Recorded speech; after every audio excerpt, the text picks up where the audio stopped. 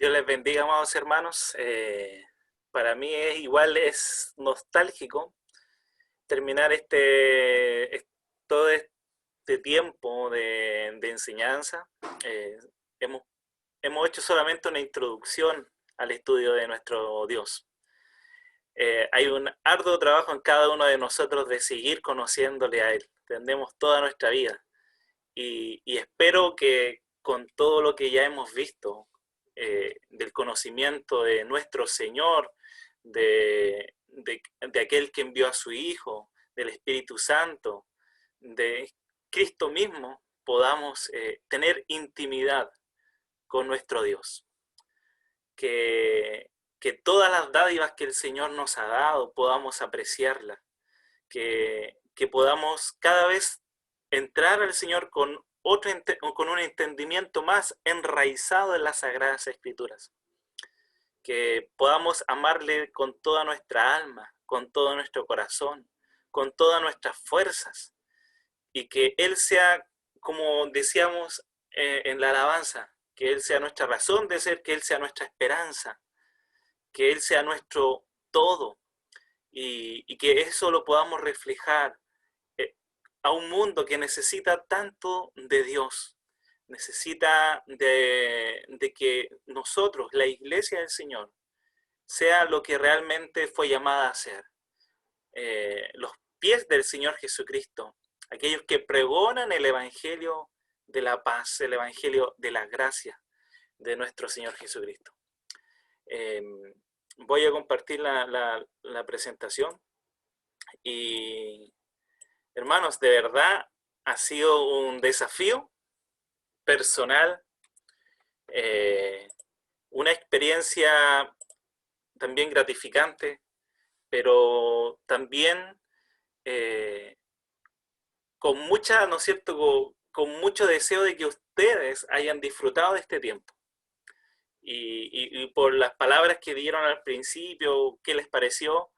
Eh, Espero que sea así y que lo puedan, ¿no es cierto?, compartir con hermanos también que necesiten de esto, porque yo entrego a ustedes una responsabilidad, una carga, y esa carga ustedes la reciben y puedan compartirla a otros.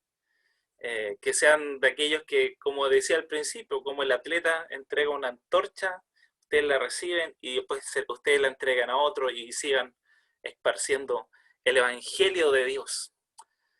Hemos conocido un poco más, y así lo voy a decir, un poco más, porque entrar al conocimiento de Dios es un océano muy profundo. Eh, es, es de verdad, es conocer a este Dios infinito con nuestra mente finita. Ya con conocer algo de Dios, apreciémoslo y obedezcámosle. Pero por sobre todas las cosas, disfrutemos de nuestro Dios, de aquel Dios único y verdadero. Hemos dicho que la enseñanza de la Trinidad, y lo hemos visto, que está enraizada en las Sagradas Escrituras de principio a fin, y por lo tanto la enseñanza de nuestro Dios triuno es una enseñanza escritural y bíblica. Pero también, y este día nos vamos a centrar en este tema, vamos a ver que es una enseñanza histórica, confesada y creída desde los primeros hermanos de la iglesia apostólica, posapostólica, de los primeros siglos, los siglos posteriores, la reforma y posreforma. Vamos a hacer un recorrido al pasado, en un tiempo de tanta confusión, hermanos, en cuanto a las doctrinas, incluso tiempos tan cambiantes cuando surgen iglesias contemporáneas o iglesias que niegan, ¿no es cierto?, la historicidad de todo el recorrido que ha tenido la formulación de enseñanzas históricas como la de Trinidad, la confesión y los credos de fe nos enseñan que la misma iglesia del Señor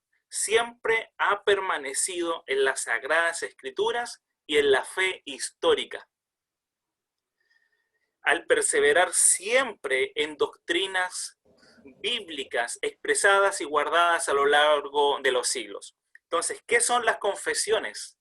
¿Qué son los credos?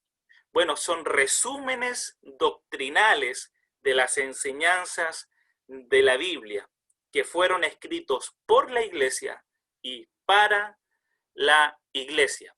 Mire lo que dice la palabra del Señor en segunda de Juan, capítulo 1, verso 9. Cualquiera que se extravíe y no persevera en la doctrina de Cristo no tiene a Dios. El que persevera en la doctrina de Cristo, ese sí tiene al Padre y al Hijo. Y si alguno viene a vosotros y no trae esta doctrina, no la recibáis en casa ni le digáis bienvenido, porque el que le dice bienvenido participa en sus malas obras.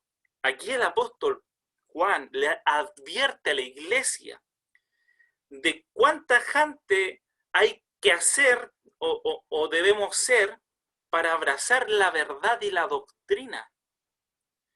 Y debemos colocar una muralla o aquellos falsos maestros que muchas veces se insertan al interior de la iglesia o que vienen desde afuera hacia la iglesia. Los primeros credos fueron formulados principalmente desde el segundo siglo en adelante. Pero eso no quiere decir que ya desde la Biblia, de hecho desde Deuteronomio 6:4, que es el Shema, ya eran credos de fe que se repetían de generación en generación. Pero como dijimos en las clases anteriores, el principal problema del primer siglo fue la persecución del Imperio Romano, de los judíos y de los gnósticos. Y ya desde el segundo siglo, los cristianos, la Iglesia del Señor, empezó a resguardar la doctrina que ellos habían recibido, y junto con eso, ¿no es cierto?, que en el siglo ya III se empieza a cerrar el canon bíblico y la Iglesia determina, según lo que habían disponido bajo los parámetros bíblicos, cuáles eran los libros canonizados.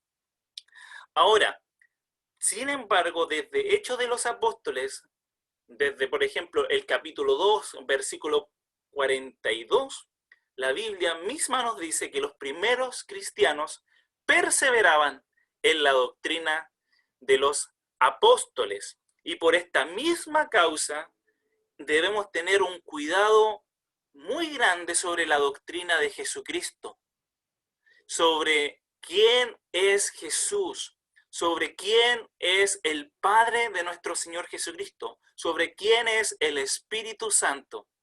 Y los apóstoles y los primeros cristianos se dieron el tiempo y muchas veces dieron su vida para defender las enseñanzas escriturales y hacer apología o defensa de la fe. Miren lo que dice Hebreos capítulo 13, verso 9. No os dejéis llevar por doctrinas diversas y extrañas, porque buena cosa es para el corazón ser fortalecido con la gracia. Las confesiones de fe nos alientan principalmente a 3 puntos. La primera es ser bíblicos, la segunda es ser sistemáticos y la tercera es ser piadosas. Ser bíblicos, eso significa que todo lo que hagamos o digamos, o sea, lo que hacemos y lo que digamos concuerde con la enseñanza de la autoridad de las Sagradas Escrituras. El ser sistemático, que debemos siempre estudiar las Escrituras con un orden lógico, de manera ordenada, y por sobre todas las cosas ser piadosos, pues aquellos que trabajaron en la confesión de fe eran hombres humildes, hombres comprometidos con las verdades de las Escrituras y comprometidos con la expansión del Evangelio. Por lo tanto, la confesión y los credos de fe que se formularon en los primeros siglos nos deben causar esos 3 aspectos en nosotros. Veamos lo que dice R.C. Sproul sobre la importancia de los credos y confesión de fe. When you ask how important creeds and confessions are, from the very earliest time in the history of the church, the church has not only proclaimed the truth of sacred scripture, but has had to deal with distortions and radical departures from biblical truth in the appearance and occurrence of multiple heresies that have threatened the church from the very beginning. And that one of the earliest creeds, in fact, what is thought to be the very first Christian creed, was the simple statement, Jesus is Lord. And that came out of the context of a loyalty oath that was imposed by the Roman Empire, where Christians were required to say publicly, Kaiser Kyrios, Caesar is Lord. And the Christian church in the first century would be quite willing to render civil obedience as much as they possibly could, but they balked at that statement, Kaiser ho Kyrios, and they said in response to that, Jesus ho Kyrios, Jesus is Lord. And when you look at the great creeds of church history, for example, the Nicene Creed, the Chalcedonian Creed, you see that they were written in response to serious heretical views that were arising, threatening the very essence of the Christian faith. And that's true also of the historic confessions that were written. These confessions were an attempt to crystallize the essence of doctrine found in sacred scripture, never to be seen as a substitute for scripture or having authority over the scripture, but rather to give to us a summary of what Christians believe as defined in terms of confessional orthodoxy. Bueno, R.C. Sproul, un pastor presbiteriano que hasta el último día de su vida estuvo comprometido con la verdad del Evangelio. Karl Truman dice, los credos y confesiones son intentos de resumir y expresar los elementos básicos de la fe cristiana. Han sido construidos en todas las edades por personas de contextos muy distintos, pero quienes son unidos por la revelación de Dios en Cristo en el contexto o en el texto bíblico y por sus naturalezas humanas que leen ese texto. Las confesiones de fe, propiamente tal como documentos redactados, escritos, contienen 4 principales elementos. El primero es el factor apologético, el segundo que presenta refutaciones, el tercero que es docente y el cuarto que tiene una continuidad histórica. En el aspecto apologético, muchas de las confesiones fueron redactadas para defender la fe en cuanto a falsas acusaciones y así lograr, por medio de la defensa y la aclaración de la verdad, un cese al hostigamiento, los falsos cargos y la persecución. Refutatoria. También las confesiones se ocupan de exponer la ortodoxia, es decir, una enseñanza saludable, por medio de la condena de las herejías del pasado y las presentes de su siglo. Así, por ejemplo, se condenan las herejías cristológicas, trinitarias, acerca del pecado y también de la gracia. El tercer elemento que nos muestra las confesiones de fe histórica es el aspecto docente. Al igual que los credos y los catecismos, una confesión busca que sus lectores y adherentes conozcan lo fundamental y principal acerca de su fe, de forma resumida, precisa y sistemática, para finalmente entender que las confesiones de fe nos dan una continuidad histórica. Las confesiones no quieren que sus lectores vean en ellas las doctrinas de una nueva religión que no tiene relación con la comunidad apostólica y la iglesia de los primeros siglos. Las confesiones, cuando condenan las antiguas herejías, cuando defienden la doctrina contenida basada en la exposición de las Sagradas Escrituras y al hacer uso de los padres de la iglesia o los primeros obispos de las iglesias, pastores, quieren que sus lectores vean en ellas, en las confesiones, una iglesia histórica, y quieran demostrar su continuidad en la iglesia universal, la iglesia de Dios. Por tanto, las iglesias deben ser bíblicas. Es su esencia de cada iglesia ser bíblica. Es su esencia de cada iglesia ser evangelizadora. Y a su esencia de la iglesia también tener una confesión. ¿Qué es lo que creemos? No es simplemente decir yo creo en Cristo, o yo creo en Jesús, o yo creo en la Biblia. Debemos explicar, profundizar, va más allá, porque nos pueden decir, pero ¿en qué Jesús tú crees? O qué es para ti la Biblia. Y ahí podemos tener una divergencia de respuestas. Por eso las confesiones de fe nos ayudan y son un ente docente para la iglesia. Esta imagen nos va a ayudar mucho. Aquí tenemos al lado izquierdo la Biblia como base. En los dos lados tenemos lo mismo, ¿ya? Sin embargo, consideremos aquí una iglesia que tiene credos y confesiones, o que confiesa creer en algún credo o alguna confesión en particular. Y aquí vemos en una iglesia que no cree en credos ni confesiones.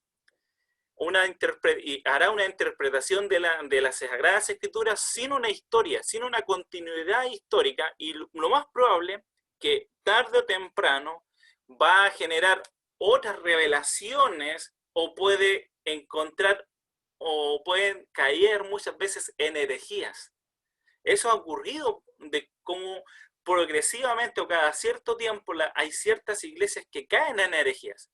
Pero aquella iglesia o aquellos hermanos que confiesan confesiones de fe histórica van a ser resguardados de herejías, porque recordemos que muchas herejías ya fueron refutadas en el pasado, pero que surgen en el futuro. Pero eso ya ha sido ya tarjado por la iglesia del Señor. Nosotros no creamos ninguna rueda. En la iglesia del Señor ha pasado mucho, entonces ya han zanjado ciertos elementos heréticos, por ejemplo, como las herejías cristológicas, trinitarias o neumatológicas. Estos documentos históricos, sin embargo, es importante recalcar que no reemplazan la Biblia. La Biblia es la base, por eso aquí está como base. Pero sin embargo, estos documentos protegen la solidez de la interpretación bíblica. Los credos y las confesiones que se basan en las enseñanzas de las Escrituras son herramientas útiles que impiden que la iglesia repita herejías antiguas. Eso es lo que pasa. La apostasía ocurre cuando una iglesia deja sus amarres históricos, abandona su posición confesional, histórica también, y se degenera un estado en el cual las verdades cristianas esenciales son negadas, como por ejemplo lo que estamos viendo hoy, la doctrina de la Trinidad. Debemos tener una interpretación histórica. Ahora, los primeros debates doctrinales de la Iglesia Apostólica fueron contra los judaizantes. Eso eran los primeros enemigos de los cristianos en el primer siglo, pero también, por ejemplo, el apóstol Juan escribe a los gnósticos que también eran enemigos de la verdad. Pablo fue el primer defensor de la fe contra los judaizantes. Por eso entendemos bajo ese contexto cuando le escribe a las iglesias de Galacia, en la epístola de Gálatas. Y el apóstol Juan fue el mayor exponente contra los gnósticos. Fue hasta el siglo II en adelante que la iglesia empezó a ocuparse de la apología teológica, defensa de la doctrina de Dios contra el monarquismo modalista, donde surge el unicitarismo, y el monarquista dinámico, donde surge el arrianismo. Estos términos ya lo habíamos entendido en clases anteriores. Por esta razón, hermanos, la doctrina de la Trinidad no tuvo una fórmula definida en el primer siglo, sino que tuvo un desarrollo gradual, progresivo, que partió principalmente y únicamente del fundamento bíblico y que fue resguardado y ya definido por las confesiones y credos de fe de la iglesia, donde hombres de Dios, apologistas, se reunieron para definir y defender la fe escritural. Por lo tanto, estos defensores de la fe contribuyeron al desarrollo desde el primer siglo hasta el cuarto siglo para que las iglesias orientales y occidentales latinas pudieran tener una fe sólida, enraizada en las Sagradas Escrituras. Bueno, vamos a ver los primeros credos, pero antes del credo de Nicea. Por lo tanto, credos pre-Nicea, que el credo de Nicea ocurre en el año 325 después de Cristo. Pero en el primer siglo ya habían credos. Y aquí vamos a ver qué pensaba el apóstol Pablo de la Trinidad. Y de aquí estamos hablando del año 50 al año 70 después de Cristo. Luego, a finales del siglo I, del año 90 y 100, ¿qué escribe el apóstol Juan a las iglesias? Luego, Clemente de Roma, Ignacio de Antioquía y la Didache, un escrito bastante interesante. Bueno, el credo del apóstol Pablo. Nosotros habíamos visto en clases anteriores lo que él dice de Dios el Padre, Jesucristo y el Espíritu Santo, pero es importante recordar. Veamos la carta de los Corintios. ¿Qué dice? En 1 Corintios. Para nosotros, dice el apóstol Pablo, hay un solo Dios, el Padre, de quien proceden todas las cosas y nosotros vivimos para Él, y un solo Señor, Jesucristo, mediante el cual existen todas las cosas y nosotros también vivimos por medio de Él. Nadie puede decir que Jesús es el Señor, sino por el Espíritu Santo. Ahí estamos viendo el pensamiento del apóstol Pablo, ya escribiéndole a la iglesia en el primer siglo. En Romanos 10, 8, 9, él dice, cerca de ti está la palabra en tu boca y en tu corazón. Esta es la palabra de fe que predicamos, que si confesares con tu boca que Jesús es el Señor y creyeres en tu corazón que Dios le levantó de los muertos, serás salvo. Esas son confesiones de fe que creía la iglesia primitiva. Y él sigue diciendo, ¿se acuerdan del estudio de la resurrección de Jesucristo? Que esto es lo que creía la iglesia primitiva en cuanto a Cristo y su resurrección, porque primeramente os he enseñado lo que asimismo recibí, que Cristo murió por nuestros pecados conforme a las Escrituras, que fue sepultado y que resucitó al tercer día conforme a las Escrituras.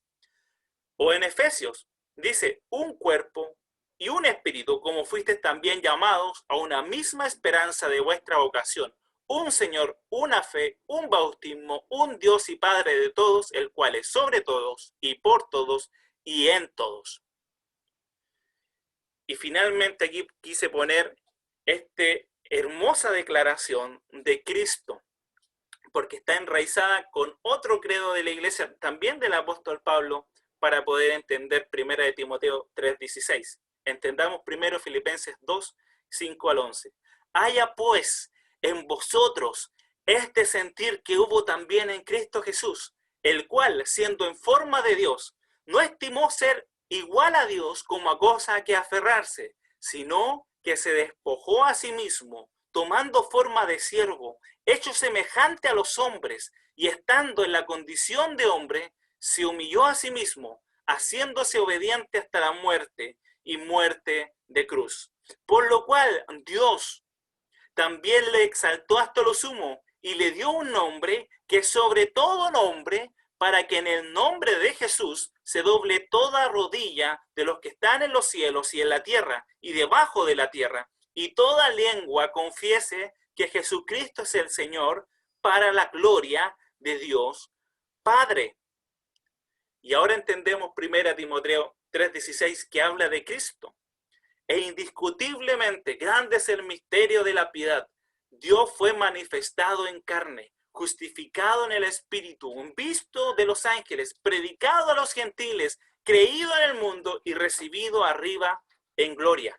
Esa es una declaración cristológica, una cristología alta.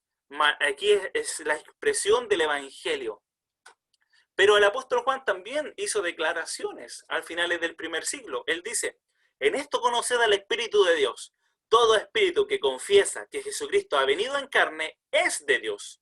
Y en esto conocemos que permanecemos en Él y Él en nosotros, en que nos ha dado de su Espíritu y nosotros hemos visto y testificamos que el Padre ha enviado al Hijo, el Salvador del mundo.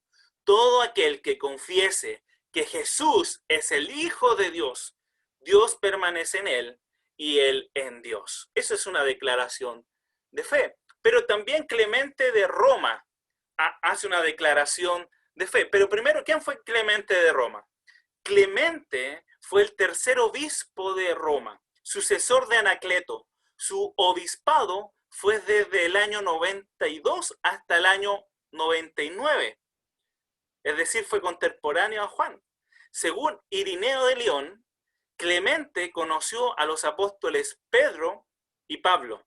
La única pieza literaria de Clemente que se ha llegado hasta nuestros días es la llamada Carta de Clemente a los Corintios, escrita en el año 95 al año 98, en la que en nombre de la Iglesia de Roma aborda las nuevas disensiones en la Iglesia de Corinto. Se desconoce cómo fue su muerte, si natural o como mártir, pero se sabe que fue en el año 99 o 100 después de Cristo. Y de aquí en adelante vamos a ver documentos históricos. Por eso vamos a recorrer la historia de la Iglesia. ¿Y qué dice Clemente sobre la Trinidad? Dice así: aferrémonos por lo tanto a los inocentes y los justos, ya que estos son los elegidos de Dios. ¿Por qué hay contiendas y disturbios y divisiones y rupturas y guerras entre ustedes? ¿No tenemos todos un Dios y un Cristo? ¿No hay un espíritu de gracia derramado sobre nosotros? ¿Y no tenemos un llamado en Cristo? Eso lo escribe Clemente de Roma.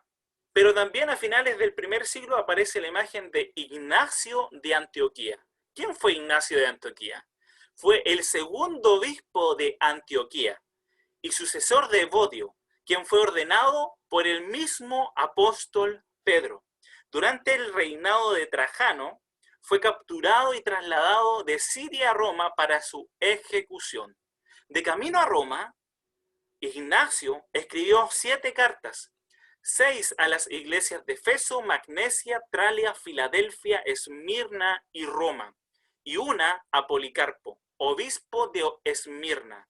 Ya en Roma fue condenado a las fieras en el año 107 después de Cristo. Una de sus frases más célebres es, no sé si la han escuchado, pero es maravillosa esta frase: soy trigo de Dios y soy molido por los dientes de las fieras para hacer pan puro de Cristo. Y eso lo narran cuando está siendo martirizado por el Evangelio. ¿Cuál es la confesión de fe de Ignacio de Antioquía? Ya en la iglesia, donde estas declaraciones son puntuales, por iglesia. Aquí estamos en la iglesia de Antioquía. ¿Qué se cree ahí? Mire lo que dice: estudia, por lo tanto, para estar fundamentados en las doctrinas del Señor y los apóstoles, para que así prosperes en todas las cosas que hagas, tanto en la carne como en el espíritu, prosperes en la fe y en el amor, en el Hijo y en el Padre y en el Espíritu, en el principio y en el final.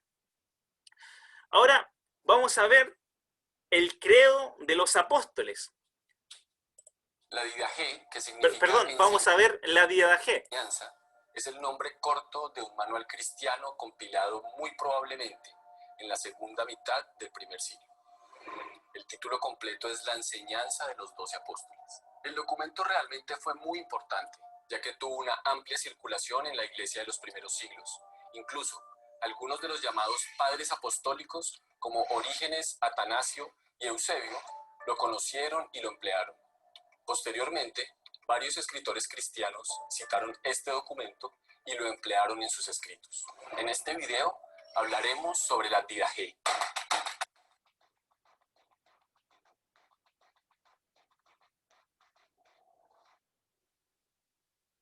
Algo interesante sobre la Didache es que quedó olvidada en la historia y prácticamente no se conocían copias de este importante documento hasta hace muy poco.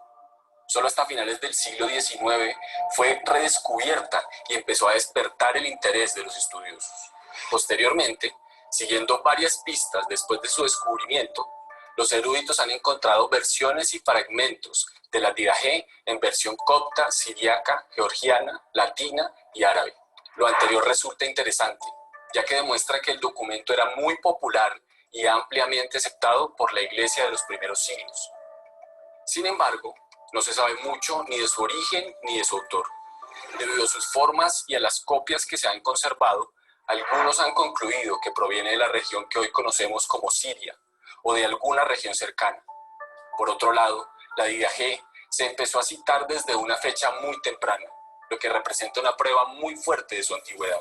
Aunque algunos argumentan que se escribió posteriormente, lo más probable es que la Didache ya fuera un documento muy extendido hacia el año 70 u 80 después de Cristo, en gran medida porque en su redacción se usaron arcaísmos muy propios de la época.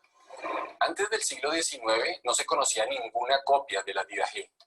Solo se tenían referencias de autores primitivos, hasta 1873, cuando Philotheus Bryennius, un clérigo ortodoxo de Nicodemia, una antigua ciudad de Anatolia, capital del reino de Bitinia, que es la actual ciudad de Izmit, en Turquía, descubrió el códice griego en pergamino conocido como Hierosolimitanus, que contenía el texto completo de la Didache. Desde entonces, este documento ha estado en el foco de la atención académica. Pero, ¿de qué se trata esta obra y por qué le estamos dedicando un video? La Didache es un documento histórico muy importante, ya que nos revela gran parte de las costumbres, doctrinas y prácticas de la Iglesia de los primeros siglos. En cuanto a su estilo, se trata de una obra escrita de manera fresca, tersa y sencilla, dividida en 16 capítulos. La argumentación generalmente va directo al punto que quiere indicar y a la verdad que desea afirmar, sin adornos ni rodeos. La Didache se divide claramente en dos partes. Los primeros 6 capítulos frecuentemente han sido denominados como documento de los dos caminos. En esta parte usa la antigua metáfora de los dos caminos, uno del bien y el otro del mal, que lleva a la perdición. Una parábola que se asemeja mucho a la que se usa en pasajes como Mateo 7 o Jeremías 21. La segunda parte habla sobre algunas prácticas e instrucciones de la vida y del gobierno de la Iglesia que nos pueden resultar muy valiosos. Una de las descripciones más interesantes sobre este importante documento es lo que dice respecto al bautismo. Acerca del bautismo, bautizad de esta manera. Dichas con anterioridad todas estas cosas, bautiza en el nombre del Padre y del Hijo y del Espíritu Santo en agua viva. Si no tienes agua viva, bautiza con otra agua. Si no puedes hacerlo con agua fría, hazlo con caliente. Si no tuvieres una ni otra, derrama agua en la cabeza 3 veces en el nombre del Padre y del Hijo y del Espíritu Santo. Hablando sobre el tema de la Cena del Señor, este documento nos da importantes pistas sobre la forma en que se practicaba en la iglesia primitiva. Se trataba de una comida que los cristianos celebraban en el Día del Señor, es decir, el domingo. En la Didache se encuentra una oración que probablemente se usaba en las reuniones de la Santa Cena de los primeros cristianos. La oración dice: Te damos gracias, Padre nuestro, por la santa viña de David tu siervo, la que nos diste a conocer por medio de Jesús tu siervo. A ti sea la gloria por los siglos. Te damos gracias, Padre nuestro, por la vida y el conocimiento que nos manifestaste por medio de Jesús tu siervo. A ti sea la gloria por los siglos. Como este fragmento estaba disperso sobre los montes y reunidos se hizo uno, así sea reunida tu iglesia de los confines de la tierra en tu reino. Porque tuya es la gloria y el poder, por Jesucristo eternamente. Posteriormente, la Didache empieza a enumerar una serie de exhortaciones y recomendaciones sobre la forma en la que los creyentes debían lidiar con los falsos maestros, apóstoles y profetas, y cómo debían atender a los verdaderos servidores del Señor. La principal forma en la que la Didache pide a los creyentes que lidien con este discernimiento se refiere a lo que tales predicadores itinerantes hacen o solicitan. Ahora bien, todo apóstol que venga a vosotros sea recibido como el Señor. Sin embargo, no se detendrá más que un solo día. Si hubiere necesidad, otro más. Mas si se queda 3 días, es un falso profeta. Al salir el apóstol, nada lleve consigo si no fuere pan, hasta nuevo alojamiento. Si pide dinero, es un falso profeta. Este documento resulta de vital importancia, ya que nos brinda un valioso reflejo de lo que era la vida cristiana en los primeros siglos. También nos da pistas sobre lo que una comunidad cristiana tan temprana ya creía y practicaba, como el bautismo en el nombre del Padre, del Hijo y del Espíritu Santo, como la celebración de la Cena del Señor el domingo y sobre cómo trataba la Iglesia con la herejía. Entonces, si la Didache fue escrita en una época tan temprana y provee instrucciones tan importantes y doctrinalmente correctas, ¿por qué no está en el canon bíblico? Una de las razones probables por las que este documento no fue incluido en el canon bíblico es que su autor no era conocido. Un libro incluido en las Escrituras debía haber sido escrito por un apóstol o por un discípulo de un apóstol. Y esa era una regla muy importante para que un libro fuera incluido en el canon. Muchos sugieren también que el trabajo fue aislado, quizá en una región alejada y muy rural, lo que hizo que el documento fuera considerado como muy local y no universal. También pudo ser un tema de calidad de la escritura, ya que no estaba al nivel de los demás libros del canon. Por otro lado, una posible asociación con los montanistas pudo haber afectado también su inclusión. La Didache es el documento más importante de la era post-apostólica y la más antigua fuente de regulaciones de la Iglesia que se conoce en la actualidad. Gracias al descubrimiento de la copia de la Didache, los expertos han podido profundizar de manera sorprendente en el conocimiento sobre los orígenes de la Iglesia. La Didache también es muy importante para darle peso histórico al cristianismo, ya que es un documento que se compuso muy probablemente en el mismo tiempo que otros libros del Nuevo Testamento y con quienes mantiene armonía. Para finalizar, queremos contarles que realizaremos algunos videos sobre libros apócrifos. La Didache. Bueno, ahí está el lado histórico de documentos del primer siglo, que concuerdan con las enseñanzas ya que declaraban desde al apóstol Pablo, Juan, sobre la doctrina de la Trinidad. O en este caso, el último documento, que es la Didache, que concuerda con Mateos 28, 19.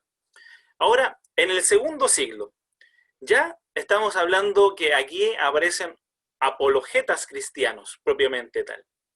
Y todavía siguen incluyendo confesiones de fe de manera particular en diferentes iglesias o continuidades de iglesias, por ejemplo, Ignacio de Antioquía, luego Teófilo de Antioquía. Entonces, ya en el año 155 está Policarpo, Arístides de Atenas, también a mediados del siglo II, Justino Mártir, luego Atenógaras de Atenas, luego Teófilo de Antioquía. ¿Quién fue Policarpo? Bueno, lo hemos nombrado en clases anteriores, pero es bueno recordarlo.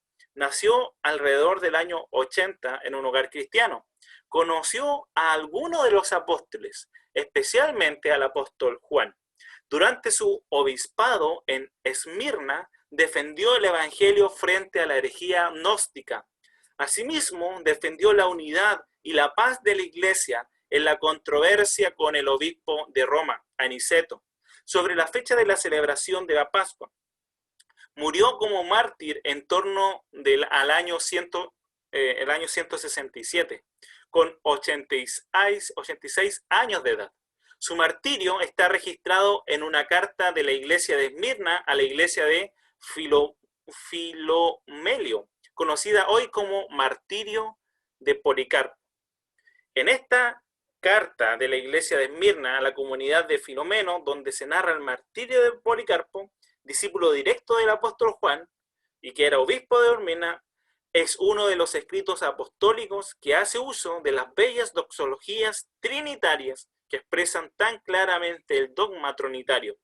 Mire lo que dice: a él, Jesucristo, sea la gloria con el Padre y el Espíritu Santo por los siglos de los siglos. Amén. Arístides de Atenas dejó una apología de la fe dirigida al emperador Adriano César.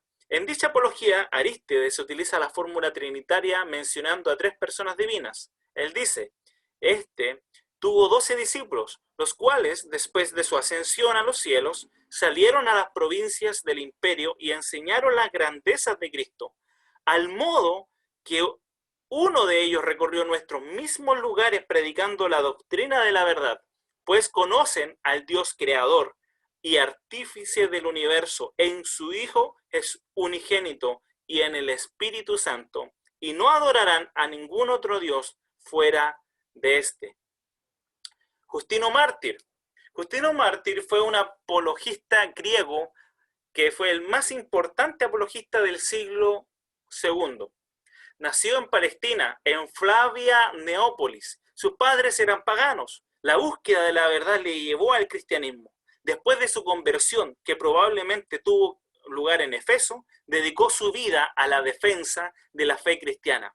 En Roma fundó una escuela y uno de sus discípulos fue Tasiano, que más tarde también sería apologista. Fue un escritor prolífero, pero solo 3 de sus obras han llegado a nosotros: sus 2 apologías y su diálogo contra el judío Trifón. En torno al año 165 murió decapitado a causa de su fe. ¿Qué creía Justino Mártir? Bueno, en su apología distingue claramente el orden, ¿no es cierto?, y la distinción de las 3 personas divinas. Él escribe: y luego demostraremos que con razón honramos también a Jesucristo, y que ha sido nuestro maestro en estas cosas, y que para ello nació, el mismo que fue crucificado bajo Poncio Pilato, procurador que fue de Judía en tiempo de Tiberio César, que hemos aprendido ser el Hijo del mismo verdadero Dios, y que a quien en segundo lugar, y así como al espíritu profético, tenemos en el tercer lugar. Ategonágoras de Atenas.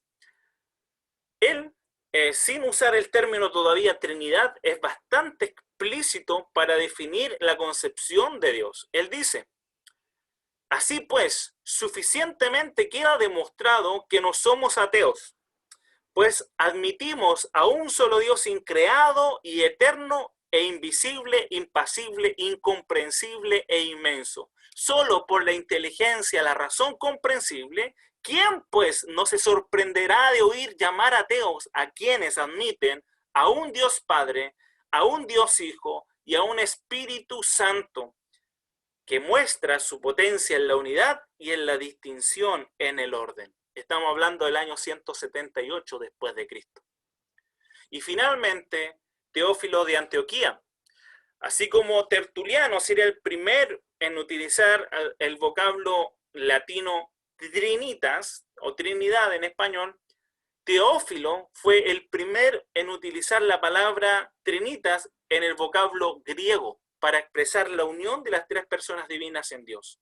Él escribe: en 3 días que preceden a la creación de las luminares son símbolos de la Trinidad de Dios, de su verbo y su sabiduría. Teniendo pues Dios a su verbo inmanente en sus propias entrañas, le engendró con su propia sabiduría, emitiéndole antes de todas las cosas. A este verbo tuvo él por ministro de su creación y por su medio hizo todas las cosas.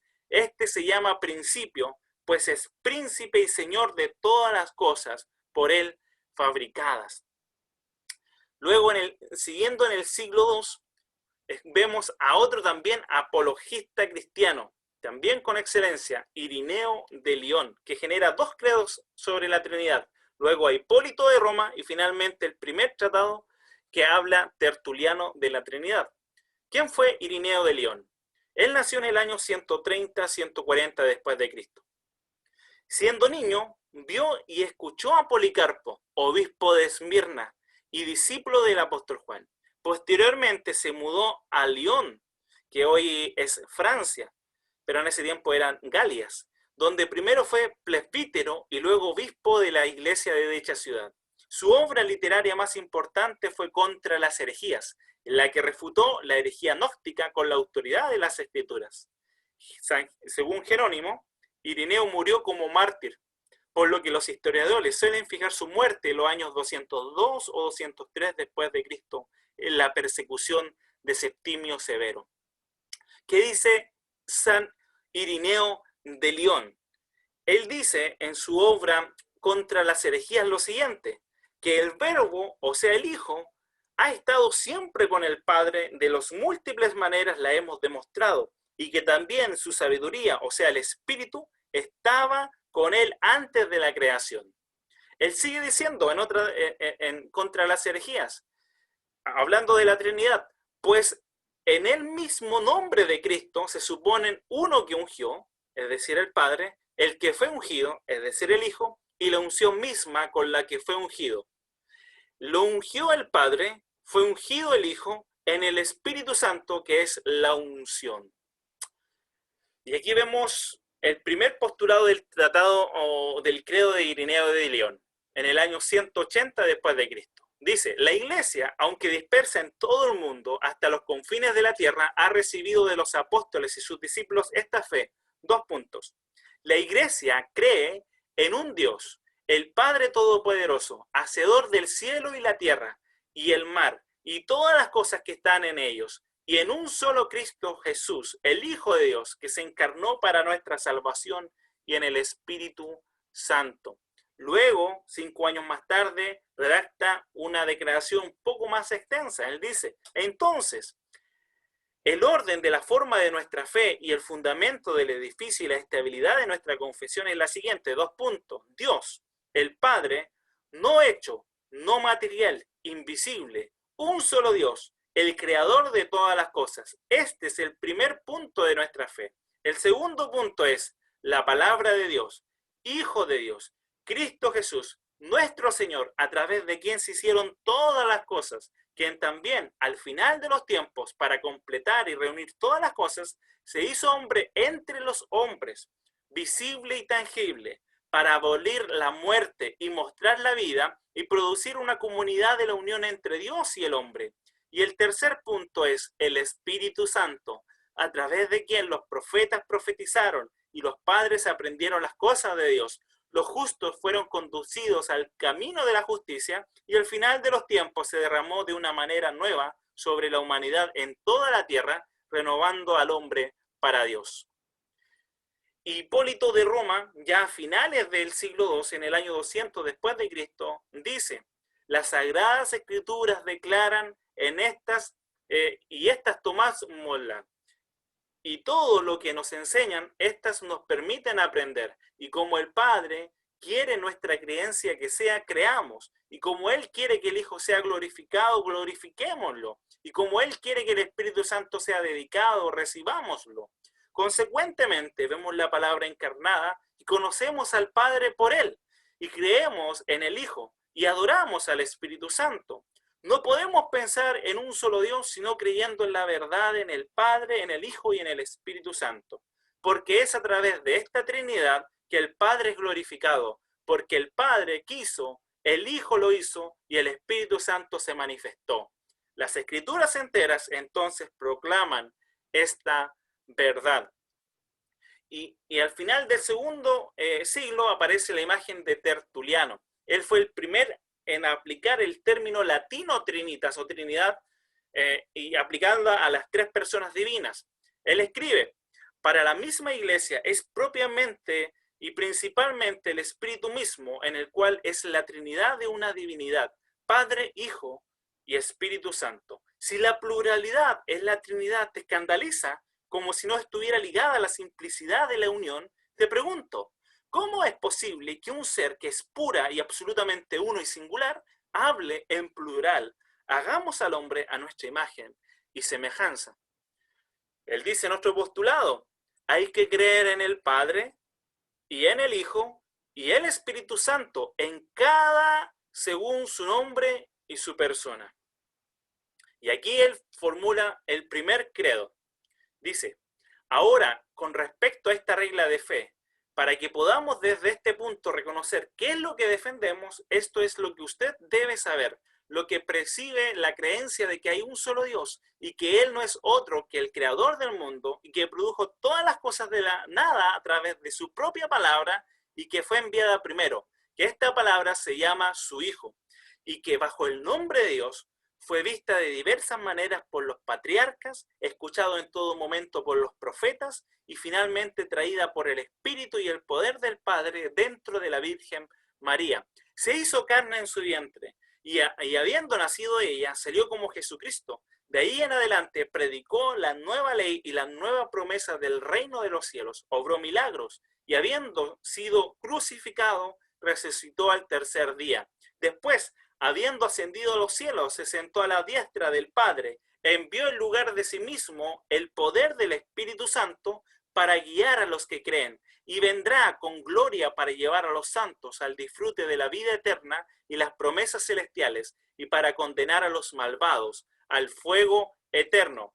Y después de la resurrección de dos clases de personas ocurrirá junto con la restauración de la carne de ellos. Esta regla de fe, como se probará, fue enseñada por Cristo y no plantea entre nosotros más preguntas, las que presentan las herejías y hacen que los hombres sean herejes. Ya en el tercer siglo, Tertuliano formula en el año 213 su segundo credo. Luego aparece Cipriano de Cartago, luego Noviciano y finalmente, casi a finales del siglo, o a mediados y finales del siglo III, Dionisio de Roma.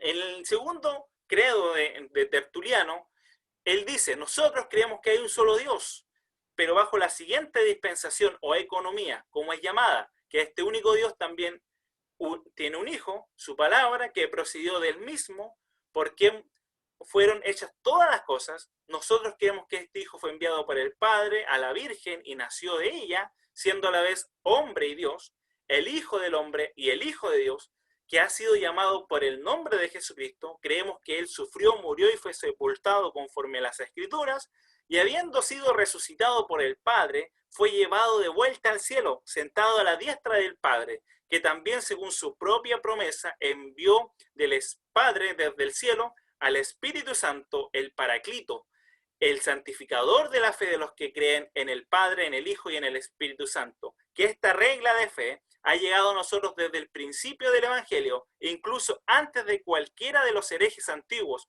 mucho más antes de que Praxeas, que era un hereje, un aspirante de ayer.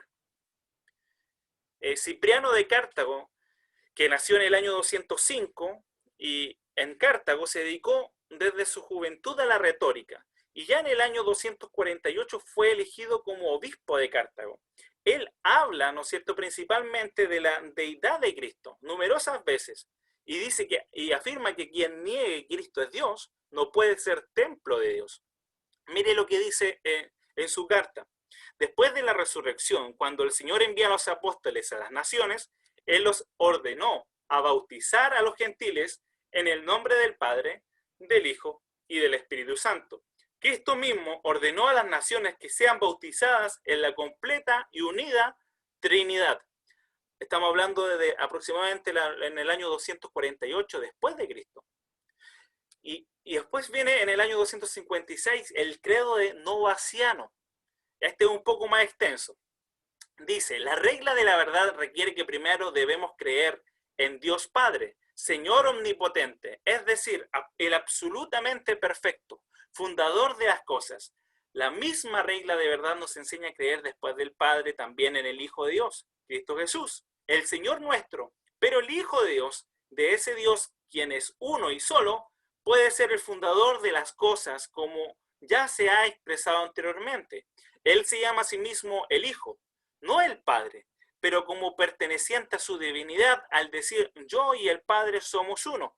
Él probó que Él era el Hijo de Dios, por lo tanto Él es Dios, pero Dios de tal manera como para ser el Hijo, no el Padre.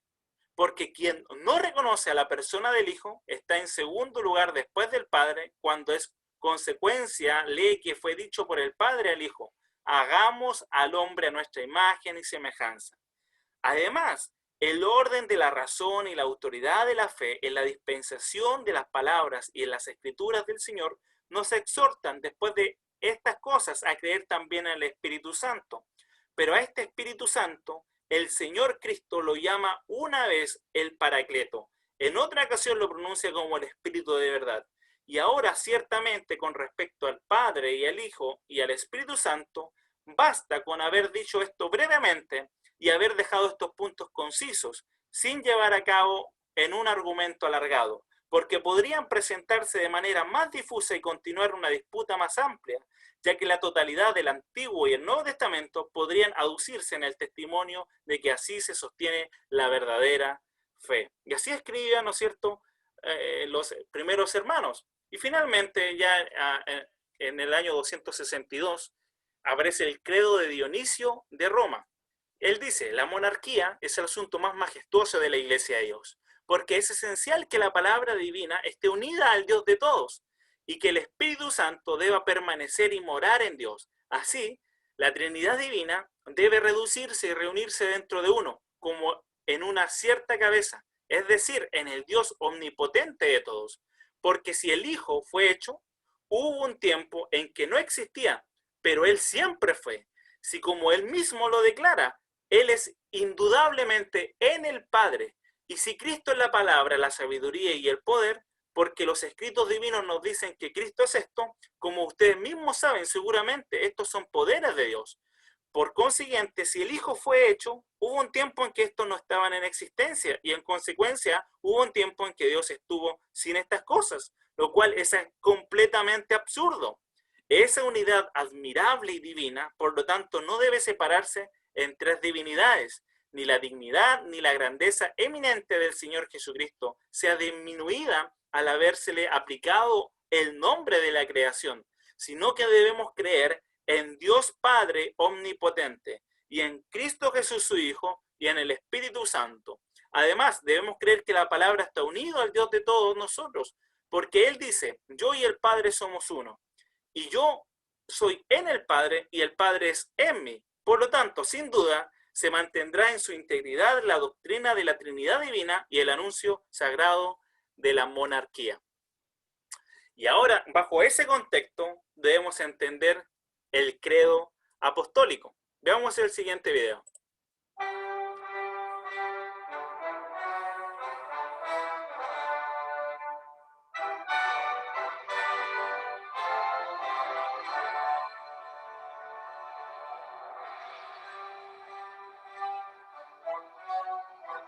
Estas palabras que ustedes han escuchado están en las escrituras divinas, dispersas por arriba y por abajo.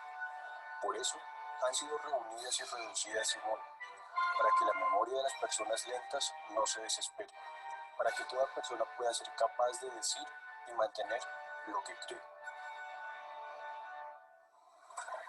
¿Cómo respondemos cuando se nos pregunta por el contenido de nuestra fe? Ciertamente unos podrán recurrir a explicar la muerte sustitutiva de Cristo. Otros hablarán sobre el amor de Dios para con la humanidad caída. Aún otros dirán que la justificación es el contenido de su fe.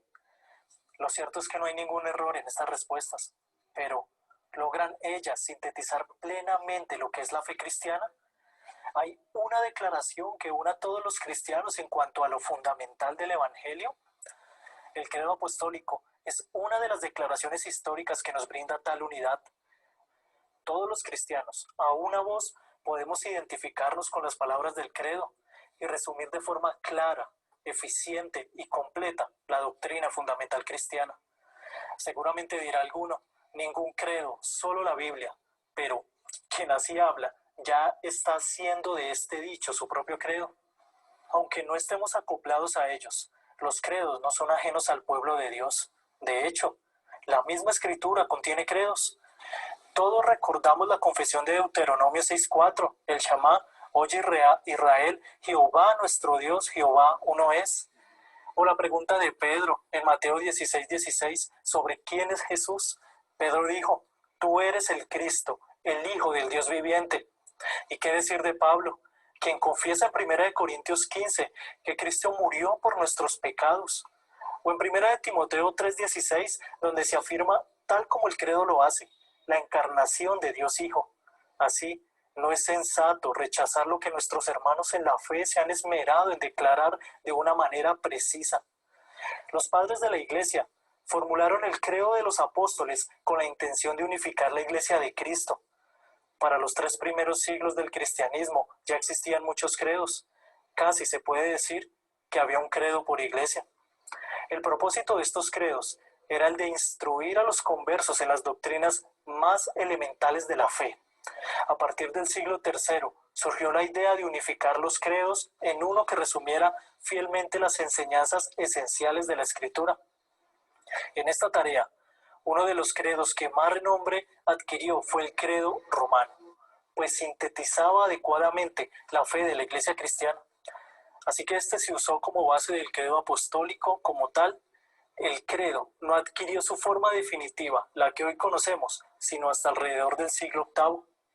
El credo, que conocemos como apostólico, dice así: Creo en Dios Padre Todopoderoso, Creador del cielo y de la tierra, Creo en Jesucristo, su único Hijo, Señor nuestro, que fue concebido del Espíritu Santo, nació de la Virgen María, padeció bajo el poder de Poncio Pilato, fue crucificado, muerto y sepultado, descendió a los infiernos.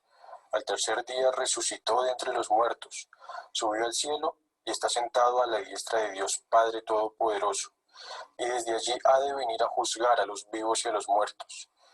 Creo en el Espíritu Santo, la Santa Iglesia Universal, la comunión de los santos, el perdón de los pecados y la resurrección del cuerpo, y la vida eterna. Amén. De forma vívida se nos describen tres elementos fundamentales del cristianismo, a saber, la doctrina de Dios, la doctrina de la Iglesia y la doctrina de la Trinidad. En cuanto a la doctrina de Dios, el credo es claramente trinitario.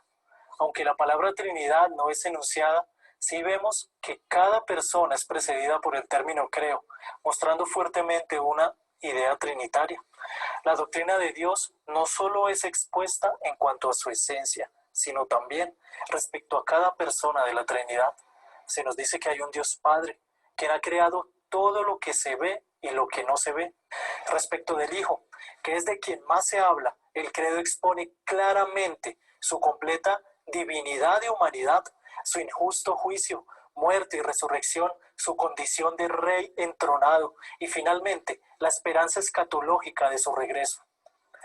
En cuanto al Espíritu Santo, se le menciona como parte de la Trinidad, añadiéndose, por otra parte, su relación estrecha con la Iglesia. La Iglesia se nos presenta en el credo como un cuerpo santo que se extiende a toda raza, pero que al mismo tiempo tiene comunión íntima entre sus miembros.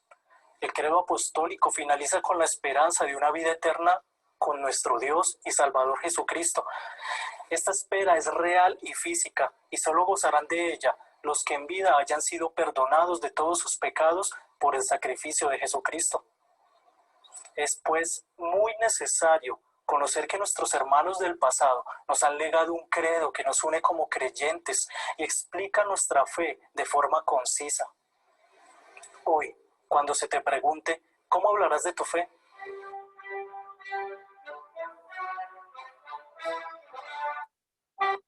Bueno, y el primer credo que vamos a ver hoy es el credo ya confeccionado para múltiples iglesias, incluso hasta el día de hoy, el credo apostólico. Hemos visto las características, es inherentemente trinitario y los distingue del judaísmo, del islam y del paganismo, pero tenía dos propósitos principales este credo. Primero, refutar a los gnósticos y segundo, generar una unión en el cuerpo de Cristo. Con respecto a la refutación de los gnósticos, el símbolo da énfasis a la humanidad de Cristo, porque el gnosticismo de esa época la negaba. Los gnósticos creían que Jesús parecía tener un cuerpo humano, pero que no lo era. Creían que Jesús era un Dios con minúscula, que parecía ser un hombre, pero tampoco lo era, puesto que la Biblia establece claramente que Jesús era totalmente divino y totalmente humano, y el símbolo refleja esa enseñanza bíblica. Y lo otro también refleja que la unidad del cuerpo. El símbolo apostólico todavía se confiesa en muchas iglesias evangélicas y protestantes cada semana alrededor del mundo, confesando la fe cristiana con las mismas palabras que la iglesia ha usado desde hace milenios. El creyente llega a sentir su membresía en la iglesia universal. El siguiente credo es el credo niceno constantinopolitano, o mejor llamado como el credo niceno o de Nicea. ¿Por qué se genera este credo? La lucha contra la herejía de Arrio, quien enseñaba que Cristo no era el Hijo eterno de Dios, sino que era la primera creación de Dios, y como tal tenía un comienzo en el tiempo y estaba sujeto a cambio, el emperador Constantino convocó este concilio de diferentes iglesias, obispos, en el año 320. Ahora, ¿qué decisiones tomaron? Bueno, la doctrina de Arrio fue rechazada tajantemente, que fijaba la consubstancialidad de Cristo con el Padre. La Consustancialidad quiere decir que Dios Padre y Dios Hijo comparten la misma sustancia divina, que Cristo es el mismo Dios y no una creación de Dios. Aunque son dos personas distintas, comparten la misma deidad. Ya en el año 381 se convoca a otro concilio, que se llama el Concilio de Constantinopla, que termina por afirmar la consustancialidad no solo del Padre e Hijo, sino de los tres, el Padre, el Hijo y el Espíritu Santo. Por medio de estos credos que Dios protegió la unión de la joven iglesia en aquella época. ¿Qué dice el credo de Nicena? Dice así: creo en un solo Dios, Padre Todopoderoso, Creador del cielo y la tierra, de todo lo visible e invisible. Y aquí extiende más la cristología con respecto al credo apostólico. Dice: creo en un solo Señor, Jesucristo, Hijo único de Dios, nacido del Padre antes de los siglos, Dios de Dios, luz de luz, Dios verdadero de Dios verdadero, engendrado, no creado, de la misma sustancia del Padre. Y ahí nos vamos a detener un poco. El credo niceno, como ya decía, tiene por razón terminar con las herejías que estaba plantando Arrio sobre el Hijo, que ellos decían que no era eterno. Más acá nosotros estamos viendo que el Hijo es cosustancial con el Padre, es decir, es eterno. O sea, queda explícita y patente la deidad de Cristo en este credo.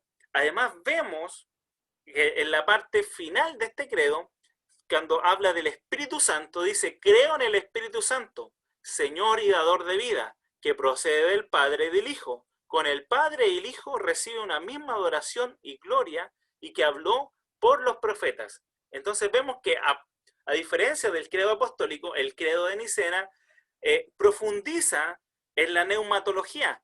Ya no es solamente creo en el Espíritu Santo, como era el credo apostólico. Aquí hay una profundización escritural y teológica de quién es el Espíritu Santo.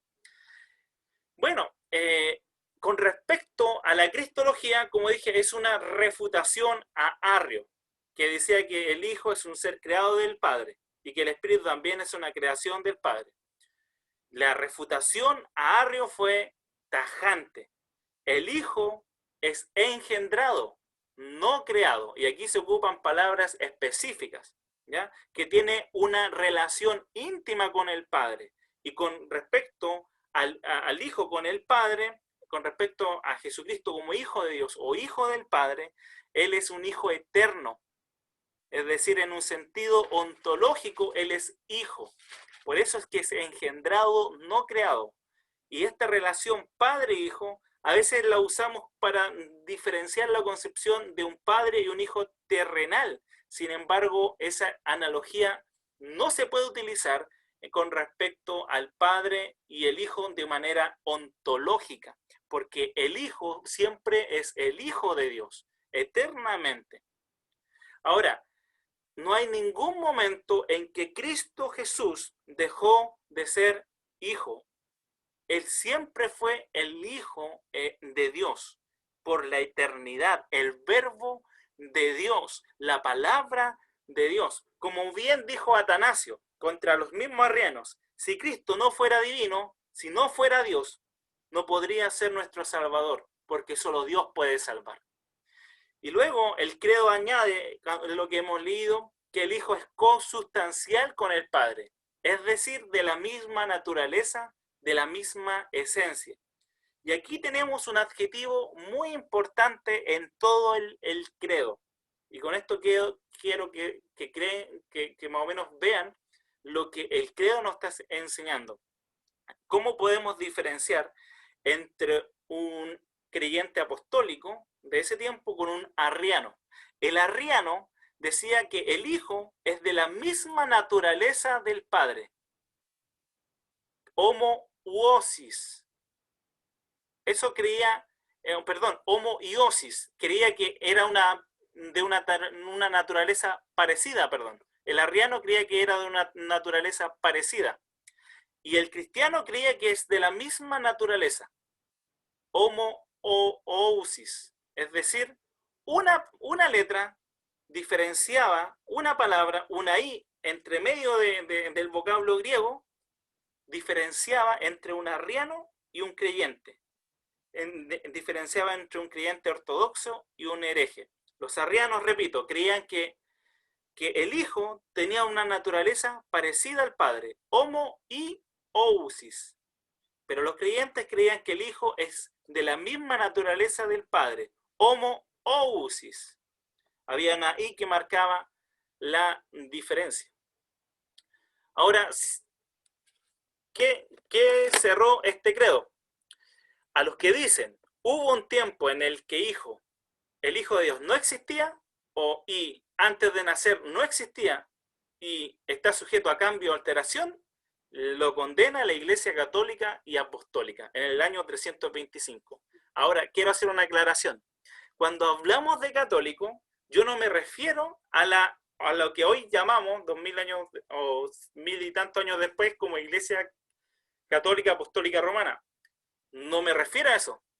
El término católico se refiere a universal. Y en ese sentido, toda la iglesia es universal. Todas las iglesias cristianas son católicas, porque en el sentido estricto de la palabra, católico es universal.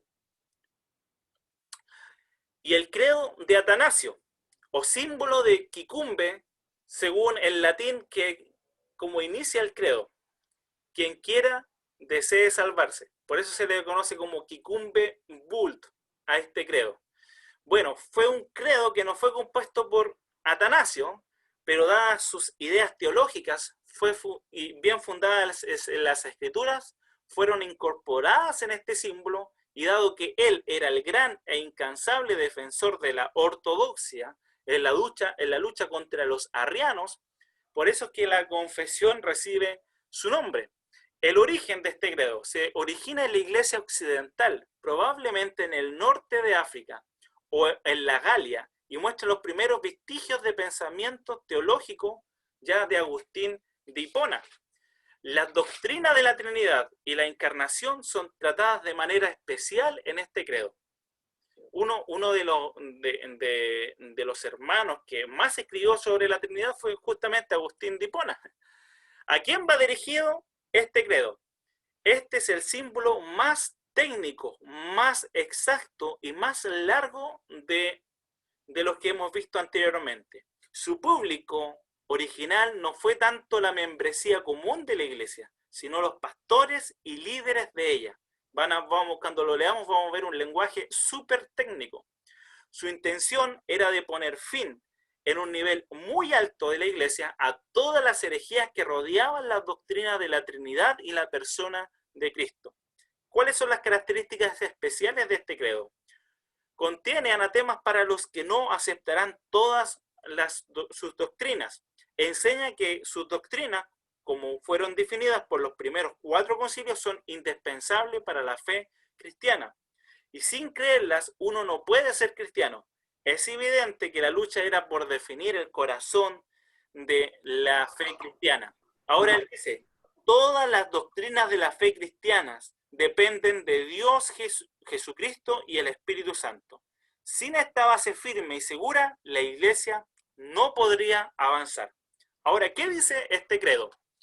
Quien desea salvarse, debe ante todo guardar la fe católica. Y ya hemos definido que era católico. Quien no lo observare, íntegra e inviolada, sin duda perecerá eternamente.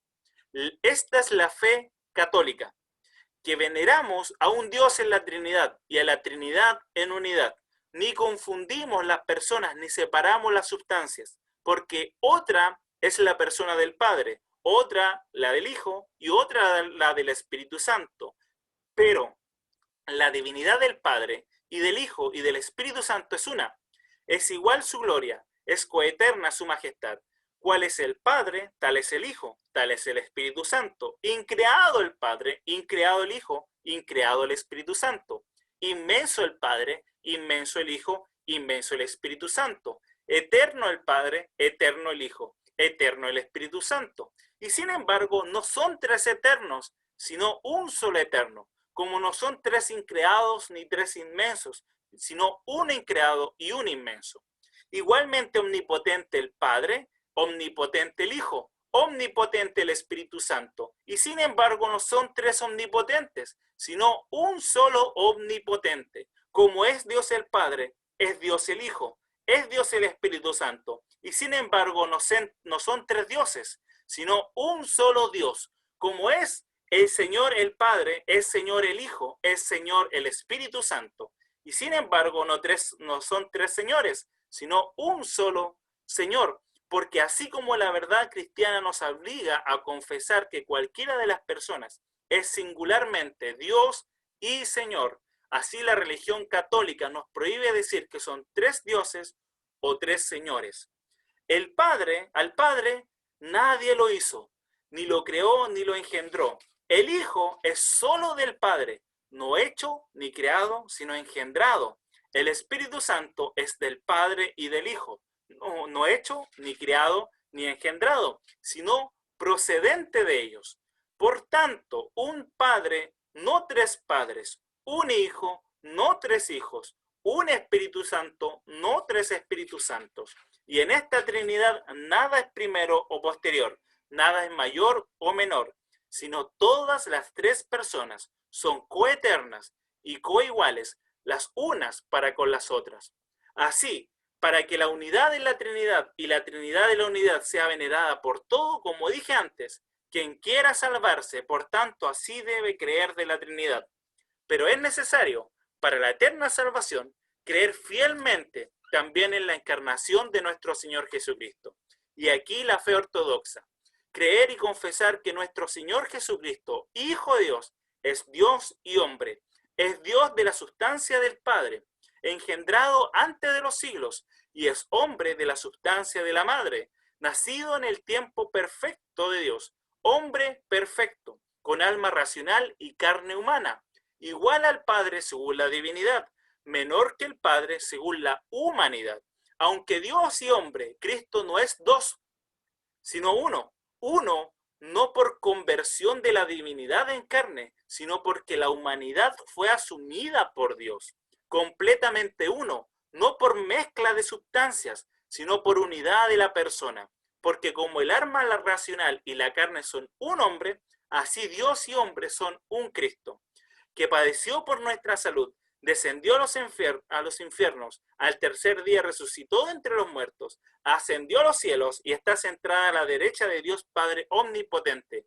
De allí vendrá a juzgar a vivos y a muertos, y a su venida todos los hombres tendrán que resucitar con sus propios cuerpos, tendrán que dar cuenta de sus propios actos. Los que actuaron bien irán a la vida eterna, y los que actuaron mal al fuego eterno. Esta es la fe católica. Quien no crea fiel y firmemente no podrá salvarse.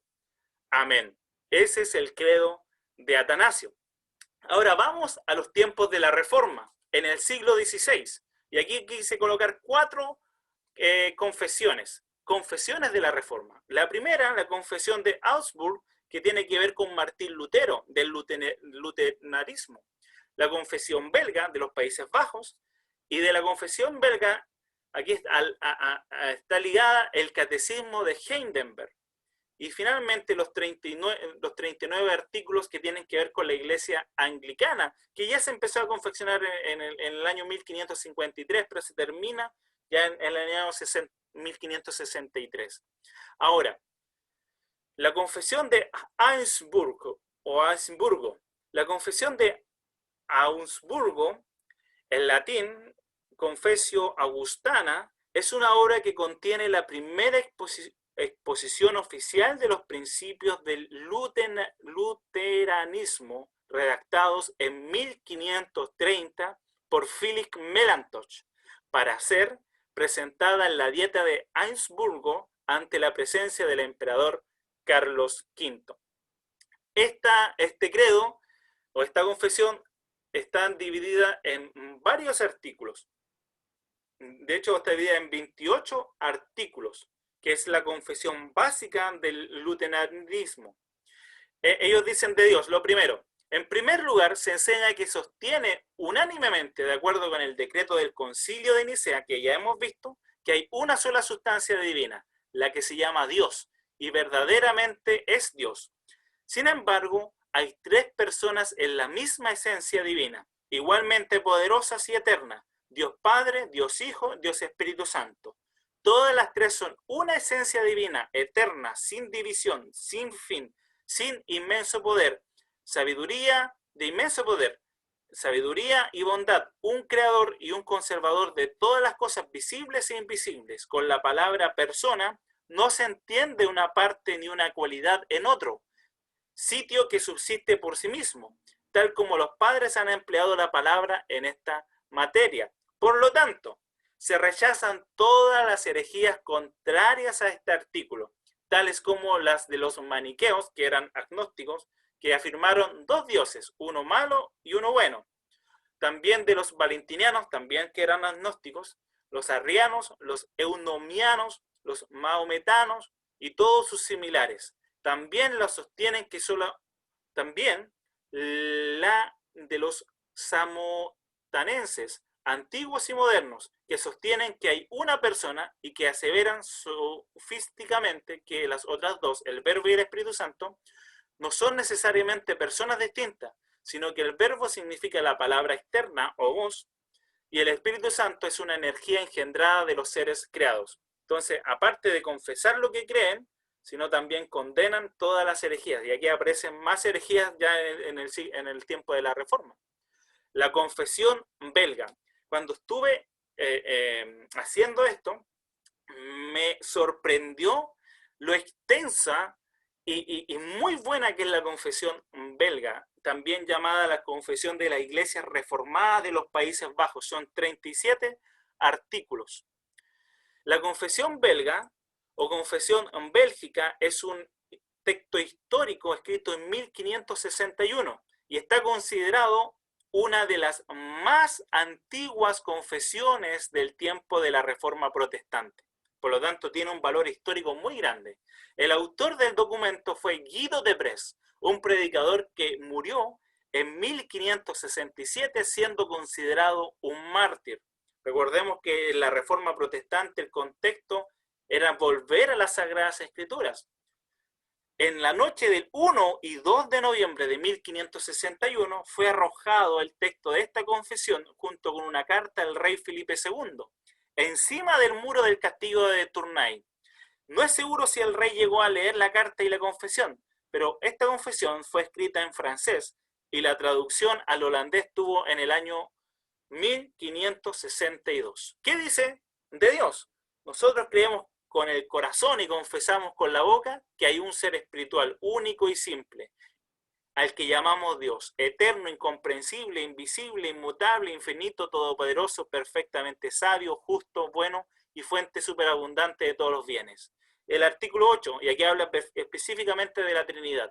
Según, y esta palabra de Dios, así creemos en un solo Dios, el cual es una única esencia en la que hay tres personas, real, verdadera y eternamente distintas según sus incomunicables atributos, que son el Padre, el Hijo y el Espíritu Santo. El Padre es la causa, origen y principio de todas las cosas, tanto visibles como invisibles. El Hijo es el Verbo, la sabiduría y la imagen del Padre. El Espíritu Santo es el eterno poder y potencia, procediendo del Padre y del Hijo. De tal manera, sin embargo, que esta distinción no hace que Dios sea dividido en tres, ya que las Sagradas Escrituras nos enseñan que el Padre, el Hijo y el Espíritu Santo, cada uno tiene su independencia, distinta por sus atributos, de tal manera, no obstante, que estas tres personas son un solo Dios. Así pues, es sabido que el Padre no es el Hijo, y que el Hijo no es el Padre, y asimismo tampoco el Espíritu Santo es el Padre ni el Hijo. Entre tanto, estas personas tan distintas no están divididas ni tampoco mezcladas entre sí, porque el Padre no se ha encarnado, ni tampoco el Espíritu Santo, sino solamente el Hijo. El Padre nunca ha sido sin su Hijo, ni sin su Espíritu Santo, porque los tres son coeternos en una misma esencia. Allí no hay un primero ni último, porque los tres son uno en verdad, en potencia, en bondad y misericordia. Artículo 9. Sabemos todo esto, así por los testimonios de las Sagradas Escrituras, como también por sus operaciones y mayormente por aquellas que nosotros sentimos. Los testimonios de las Sagradas Escrituras que nos enseñan a creer esta Santa Trinidad están descritos en muchas partes del Antiguo Testamento, los cuales no es necesario enumerar, sino solo elegir con discernimiento y juicio. En Génesis capítulo 1, versos 26 y 27, Dios dice: hagamos al hombre a nuestra imagen, conforme a nuestra semejanza. Y creó Dios al hombre a su imagen, varón y hembra los creó. Y asimismo, en Génesis 3:22, he aquí el hombre es como uno de nosotros. De ahí resulta evidente que hay más de una persona en la divinidad. Cuando él dice, hagamos al hombre a nuestra imagen, y después nos indica él, la unidad, cuando dice, y creó Dios. Bien, es verdad que él no dice cuántas son las personas que hay, pero lo que para nosotros es algo oscuro en el Antiguo Testamento está muy claro en el Nuevo. Pues cuando nuestro Señor Jesucristo fue bautizado en el Jordán, fue oída la voz del Padre que decía, este es mi Hijo amado. El Hijo fue visto en el agua y el Espíritu Santo se manifestó en forma de paloma. Además, en el bautismo de todos los creyentes, que fue instituido por Cristo, esta fórmula, bautizándolos en el nombre del Padre y del Hijo y del Espíritu Santo. En el Evangelio de Lucas, el ángel Gabriel dice a María, la Madre del Señor, lo siguiente: el Espíritu vendrá sobre ti y el poder del Altísimo te cubrirá con su sombra, por lo cual también el santo ser que nacerá será llamado Hijo de Dios. Asimismo, la gracia del Señor Jesucristo, el amor de Dios y la comunión del Espíritu Santo sean con todos vosotros. Y tres son los que dan testimonio en el cielo: el Padre, el Verbo y el Espíritu Santo, y estos tres son uno. Estos son lugares que se nos enseñan sobradamente que hay tres personas en una única esencia divina. Si bien esta doctrina excede mucho la inteligencia humana, no obstante la creemos ahora por la palabra, esperando hasta que gocemos del perfecto conocimiento y fruto de la misma en el cielo. Además de esto, también hay que hacer notar los oficios y operaciones particulares de estas tres personas con respecto a nosotros. El Padre es llamado nuestro Creador por su poder, el Hijo nuestro Salvador y Redentor por su sangre, y el Espíritu Santo es nuestro santificador por su morada en nuestros corazones. Esta doctrina de la Santísima Trinidad ha sido siempre sostenida y mantenida en la iglesia verdadera, desde los tiempos de los apóstoles hasta ahora contra los judíos maometanos y algunos falsos cristianos y herejes como Marción, Manés, Praxeas, Sabelio, Samosato, Arrio y otros semejantes, los cuales fueron justamente condenados por los santos padres. Por lo tanto, con respecto a este punto, aceptamos gustosamente los tres sumarios de fe, a saber, el credo de los apóstoles, el credo de Nicea y el credo de Atanasio, así como también lo fue resulto como los antiguos en conformidad con estos sumarios. Y aquí habla del Señor Jesucristo. Él dice, esta confesión de los Países Bajos, dicen, creemos que Jesucristo, según la naturaleza divina, es el unigénito Hijo de Dios, engendrado desde la eternidad, no hecho ni creado, sino coesencial con el Padre, coeterno, la imagen expresa de la sustancia del Padre y resplandor de su gloria, siéndole en todo igual, el cual es Hijo de Dios, no solo desde el momento que tomó nuestra naturaleza, sino desde la eternidad. Según nos enseñan estos testimonios, al ser comparados entre sí, Moisés dice que Dios creó el mundo, San Juan dice que todas las cosas fueron creadas por el Verbo, al cual llama Dios. El apóstol dice que Dios hizo el mundo por su Hijo, también que Dios ha creado todas las cosas por Jesucristo, de manera que aquel que es llamado Dios, el Verbo, el Hijo y Jesucristo, ya era cuando todas las cosas fueron creadas por él. Por eso el profeta Miqueas dice, sus salidas son desde el principio, desde los días de la eternidad. Y el apóstol dice, ni tiene principio de días, ni fin de días. Así pues, Él es el Dios verdadero y eterno, aquel todopoderoso al que invocamos, adoramos y servimos. Luego dicen del Espíritu Santo, artículo 11. Asimismo creemos y confesamos que el Espíritu Santo procede eternamente del Padre y del Hijo, no siendo hecho ni creado, ni tampoco engendrado, sino solo procediendo de ambos, el cual en orden es la tercera persona de la Trinidad, de una sola misma esencia, majestad y gloria con el Padre y el Hijo, siendo verdadero y eterno Dios, como nos enseñan las Sagradas Escrituras. Luego, ligada al credo de la confesión belga, está el Catecismo de Heidelberg. ¿Qué es un catecismo? Es una sección de enseñanza para la Iglesia que consta de preguntas y respuestas. Carl Trueman dice: cualquiera que piense que el confesionalismo protestante es un credo duro y seco necesita leer el Catecismo de Heidelberg. Solo los que son voluntariamente necios o diluidos pudieran desechar tal documento de tal manera. Si la confesión belga, yo la vi, yo me sorprendí de lo profundo que es, el Catecismo de Heidelberg es muy, muy bueno también. Este catecismo fue compuesto en 1563 a petición de Federico III, príncipe elector de Palatinado, en Alemania, redactado por dos catedráticos de la Universidad de Heidelberg, Zacarías Ursino y Gaspar Oliviano. El motivo que llevó a la composición fue la gran ignorancia del pueblo, especialmente de la juventud. Además, el príncipe elector quería instruir a las iglesias para defenderse de la contrarreforma y acabar con las disputas eclesiásticas, proporcionándoles buenos conocimientos de las doctrinas de la fe. En 1568 fue aprobado el Catecismo de Heidelberg como manual para las iglesias de los Países Bajos. Zacarías Ursino, uno de los redactores de este catecismo, comenta, dice lo siguiente: la suma y sustancia del Evangelio o de aquellas cosas que deben ser creídas es el credo apostólico. Mire lo que dice la primera pregunta. ¿Qué es lo que debe creer el cristiano?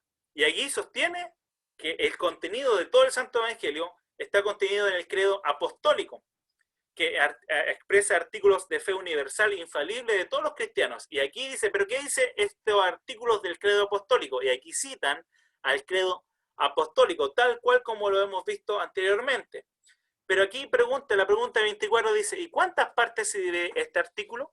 Y la respuesta es, en tres. La primera, Dios Padre y nuestra creación. La segunda, Dios Hijo y nuestra redención. Y la tercera, Dios Espíritu Santo y nuestra santificación. Y la siguiente pregunta me llama la atención. Si no hay más que una esencia divina, ¿por qué nombras tres?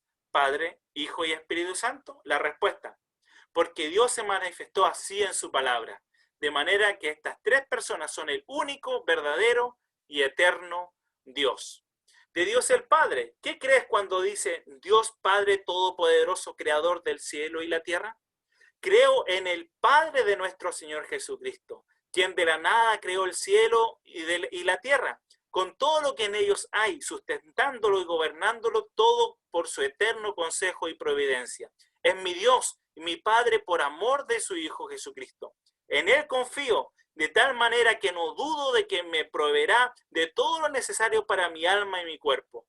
Y aún más, creo que todos los males que puedo sufrir por su voluntad en este valle de lágrimas los convertirá en bien para mi salvación. Él puede hacerlo como Dios Todopoderoso y quiere hacerlo como Padre benigno y fiel. De Dios el Hijo. Pregunta 29. ¿Por qué el Hijo de Dios es llamado Jesús y qué significa Salvador? Porque nos salva y libra de todos nuestros pecados, porque en ningún otro se debe buscar ni se puede hallar salvación. ¿Por qué se le llama a Cristo, es decir, ungido? Respuesta, porque fue ordenado del Padre, ungido del Espíritu Santo, para ser nuestro supremo profeta y maestro, que nos ha revelado plenamente el secreto consejo y voluntad de Dios acerca de nuestra redención, para ser nuestro único y supremo pontífice, quien por el solo sacrificio de su cuerpo nos ha redimido e intercede continuamente delante del Padre por nosotros, para ser eterno Rey que nos gobierna por su palabra y y por su Espíritu, y nos guarda y nos conserva la redención que nos ha adquirido. Siguiente pregunta, y esta pregunta me llamó también la atención. ¿Por qué se llama a Cristo el unigénito Hijo de Dios, si nosotros también somos hijos de Dios? Respuesta, porque Cristo es el Hijo eterno y natural de Dios, pero nosotros hemos sido adoptados por gracia, como hijos de Dios por amor de Él. ¿Por qué le llamamos nuestro Señor? Porque rescatando nuestros cuerpos y almas de los pecados, no con oro o con plata, sino con su preciosa sangre, y librándonos del poder del diablo, nos ha hecho suyos. ¿Qué crees cuando dices que fue concebido por el Espíritu Santo y nació de la Virgen María? Que el eterno Hijo de Dios, el cual es y permanece verdadero y eterno Dios, tomó la naturaleza verdadera humana de la carne y sangre de la Virgen María, por obra del Espíritu Santo, para que juntamente fuese la verdadera simiente de David, semejante a sus hermanos, excepto en el pecado. ¿Qué entiendes cuando subió a los cielos? Que Cristo, a la vista de sus discípulos, fue elevado de la tierra al cielo y está allí para nuestro bien hasta que vuelva a juzgar a los vivos y a los muertos. Y luego, ¿no está Cristo con nosotros hasta el fin del mundo como lo prometió? Exacto, Cristo es verdadero Dios y verdadero hombre. En cuanto a la naturaleza humana, ahora ya no está en la tierra, pero en cuanto a su deidad, majestad y gracia y espíritu, en ningún momento está ausente de nosotros. Pero si la naturaleza humana no está en todas partes, ¿dónde está la naturaleza divina? ¿No se separan con esto las dos naturalezas en Cristo? De ninguna manera, porque dado que la divinidad es incomprensible y está presente en todo lugar, resulta necesariamente que en efecto está fuera de la naturaleza humana que ha tomado, pero con todo y con eso está en ella y queda unida a ella personalmente. Su querido Ursino dice de Cristo, solo Cristo es el Hijo eterno y natural de Dios, pero nosotros somos hijos adoptados por Dios, por gracia y por causa de Él. Y del Espíritu Santo, ¿qué dice la confesión de Heisenberg? ¿Qué crees del Espíritu Santo? Que con Él es el eterno Padre e Hijo, es verdadero y eterno Dios, y viene a morar en mí, para que por la verdadera fe me haga participante de Cristo y de todos sus beneficios me consuele y quede conmigo eternamente. Zacarías Ursino comenta el catecismo hablando sobre la persona del Espíritu Santo y dice, el Espíritu Santo es la tercera persona de Dios verdadero y único, que procede del Padre y del Hijo, siendo coeterno, coigual y cosustancial con el Padre y el Hijo, y es enviado por ambos al corazón de los fieles para que los santifique y prepare para la vida eterna. Ahora los 39 artículos, la confesión anglicana. Los 39 artículos constituyen el credo de la Iglesia anglicana y junto con el libro de la oración común exponen la liturgia y doctrina de esta Iglesia. Derivan de los 42 artículos redactados por Thomas Cranmer en 1553, a fin de evitar la controversia sobre opiniones, que a su vez proceden de los 13 artículos de 1538, que fueron designados como la base para un acuerdo entre Enrique VIII y los príncipes alemanes luteranos que habían sido influenciados por la confesión de Heinsburgo. Esta confesión dice de la fe en la Santísima Trinidad lo siguiente: hay un solo Dios vivo y verdadero, eterno, sin cuerpo, partes o pasiones, de infinito poder, sabiduría, bondad, el creador y conservador de todas las cosas, así visibles como invisibles. Y en la unidad de esta naturaleza divina hay tres personas, de una misma sustancia, poder y eternidad, el Padre, el Hijo y el Espíritu Santo. Del Verbo o del Hijo de Dios, que fue hecho verdadero hombre, dicen, el Hijo es el Verbo del Padre, engendrado del Padre desde la eternidad, verdadero y eterno Dios, consubstancial al Padre, tomó la forma humana en el seno de la bienaventurada Virgen, de su substancia, de modo que las dos naturalezas enteras y perfectas, esto es, divina y humana, se unieron juntamente en una persona, para no ser jamás separadas, de lo cual resultó un solo Cristo, verdadero Dios y verdadero hombre, que verdaderamente padeció, fue crucificado, muerto y sepultado para reconciliarnos con su Padre, para hacer sacrificio, no solamente por la culpa original, sino también por todos los pecados actuales de los hombres. Y del Espíritu Santo dice, el Espíritu Santo procede del Padre y del Hijo, es de la misma sustancia, majestad y gloria, con el Padre y con el Hijo, verdadero y eterno Dios. Y con esta sección vamos a finalizar hoy. Las confesiones post-reforma. La confesión de fe de Westminster, los catecismos mayor y menor de Westminster, y finalmente con la confesión de fe bautista de 1689. En la iglesia donde sirvo, nosotros nos adherimos a esta confesión, y ya la vamos a escuchar. Confesión de fe de Westminster. La confesión de fe de Westminster fue el producto de la Asamblea de Westminster convocada en 1643, durante la Guerra Civil, siendo terminada en 1646 y aprobada por el Parlamento tras varias revisiones en 1648. La monarquía fue restaurada en 1660, la forma episcopal de gobierno fue reintroducida y la confesión presbiteriana perdió su carácter oficial en Inglaterra. Fue adoptada en Escocia en 1647 y por varios cuerpos presbiterianos americanos e ingleses, así como por algunas congregacionales y bautistas. De Dios y la Santísima Trinidad dice, en la unidad de la divinidad hay tres personas de una sustancia, poder y eternidad, Dios Padre, Dios Hijo y Dios Espíritu Santo. El Padre no es engendrado ni procede de nadie. El Hijo es eternamente engendrado del Padre y el Espíritu Santo procede eternamente del Padre y del Hijo. Y los catecismos que están ligados a la confesión de fe de Westminster, el catecismo mayor y menor, que fueron redactados por ahí por el año 647 al 648, ellos dicen 49, pero que todos estos fueron ya aprobados por el Parlamento inglés en 1648. La Iglesia Presbiteriana de Escocia lo hizo suyo el mismo año en que fueron aprobados. ¿Qué dice? Y me gusta mucho la primera pregunta, que ¿cómo parte esta confesión? Y esto recíbalo y vívalo. ¿Cuál es el fin principal y más noble del hombre? Y la respuesta es la siguiente: el fin principal y más noble del hombre es de glorificar a Dios y gozar de Él para siempre.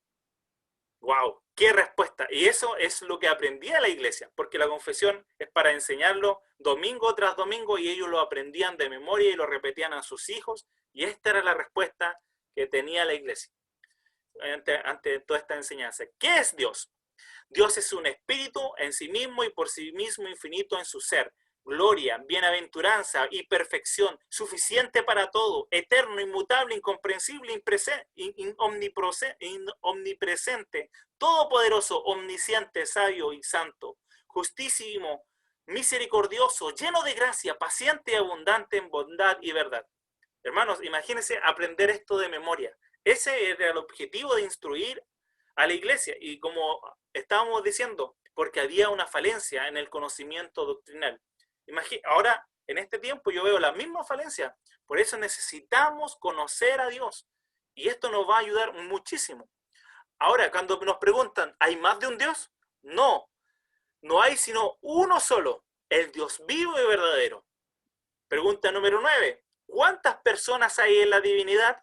Hay 3 personas en la divinidad, el Padre, el Hijo y el Espíritu Santo. Estas 3 son un eterno y verdadero Dios.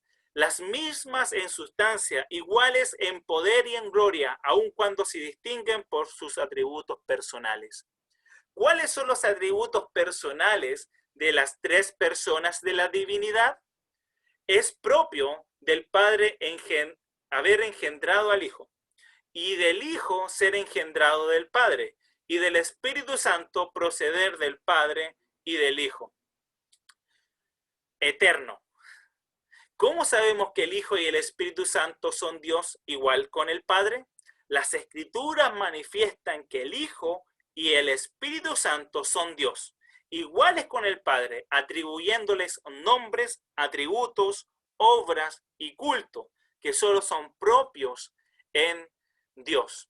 Y finalmente la confesión de fe de Bautista de 1689. La confesión de fe bautista de 1689, ignorada por muchos hermanos bautistas, que no que por lo menos yo no la ignoraba, y indagando la historia, aquí hay un tesoro. También llamada la segunda confesión de fe bautista de Londres. Fue escrita por bautistas particulares, quienes se apegaron a una soteriología calvinista en Inglaterra para dar una expresión formal de su fe cristiana desde una perspectiva bautista.